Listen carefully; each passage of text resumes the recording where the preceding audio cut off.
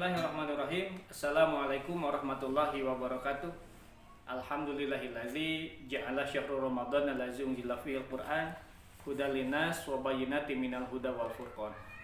Pemirsa yang dirahmati Allah Subhanahu wa taala, di dalam bangunan Islam, bahwa Islam dibangun atau dibentuk dengan fondasi syahadat. Kemudian tiang yang menguatkan bangunan Islam adalah sholat. Dan di dalam sebuah bangunan, jika kita menganalogikan adalah rumah, maka bagian yang tidak kalah penting yang meniscayakan harus ada di dalam rumah adalah dapur. Dan ini fungsionalisasi dari zakat di dalam rukun Islam sebagai rukun Islam yang ketiga. Apa itu zakat?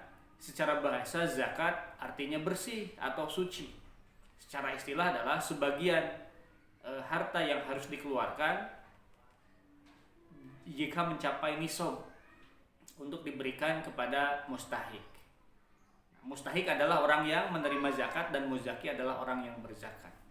Perintah zakat itu diantaranya di dalam surat Al-Baqarah ayat 43. Wa aqimus sholata wa atuz zakata warka'u ma'ar rakiin. Dan dirikanlah sholat, tunaikanlah zakat, dan ruku'lah engkau dengan orang-orang yang ruku. Maksudnya berjamaah gitu sholatnya itu.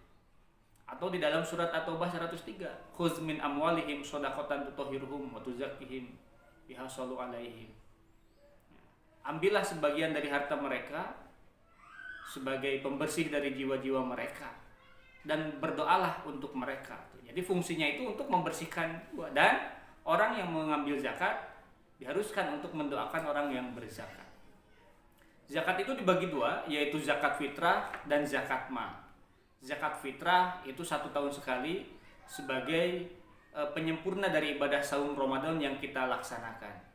Maka fungsi dari zakat fitrah itu adalah tukhrotan lisoimin wa tu'matan lil masakin, penyempurna atau pembersih dari orang-orang yang saum dan sebagai pemberi makan kebahagiaan bagi orang-orang miskin supaya pada hari raya mereka mendapatkan makanan. Maka afdolnya zakat fitrah itu ditunaikan di penghujung bulan Ramadan. Yang kedua adalah zakat mal. Nah, ini sebetulnya lebih fungsional daripada zakat fitrah.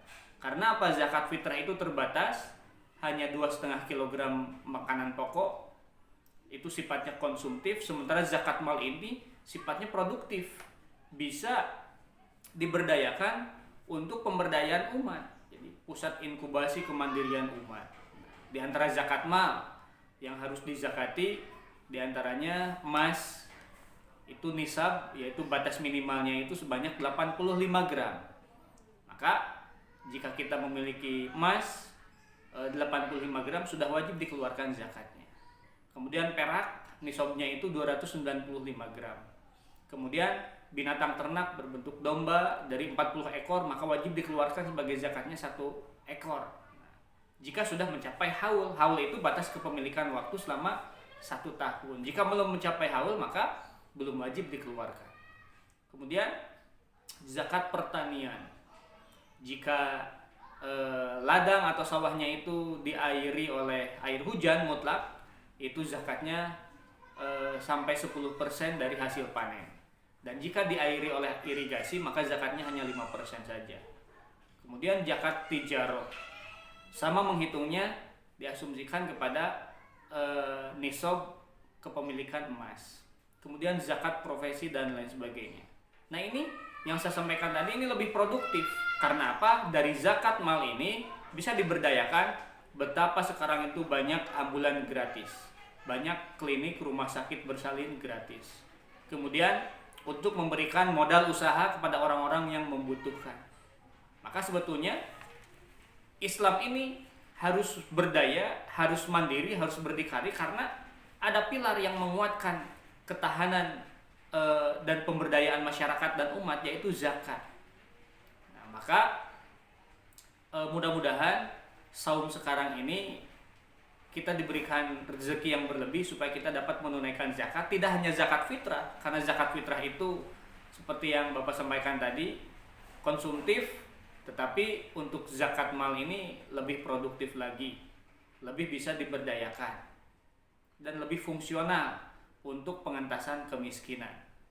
Maka kalau kita memberi sesuatu dengan lauk pauk sekali atau maksimal 3 kali makan itu akan habis, tapi kalau kita kasih umpannya, kasih pancingannya, kasih kampaknya sebagai modal bagi mereka yang membutuhkan, maka itu akan lebih panjang lagi, akan lebih berfungsi untuk mengentaskan kesulitan mereka, dikasih modalnya. Nah, itu seperti itu. Jadi untuk anak-anak Bapak siswa SD Muhammadiyah 3, mari ingatkan keluarganya, ayah bundanya supaya segera menunaikan kewajiban zakat fitrah sebagai pembersih dari jiwa kita. Mudah-mudahan dengan zakat ini dapat menyempurnakan amal ibadah saum kita, dan kepada para mustahik mudah-mudahan memberikan kebahagiaan dan dapat membantu mereka supaya dapat berbahagia di hari raya nanti. Fastabiqul khairat. Wassalamualaikum warahmatullahi wabarakatuh.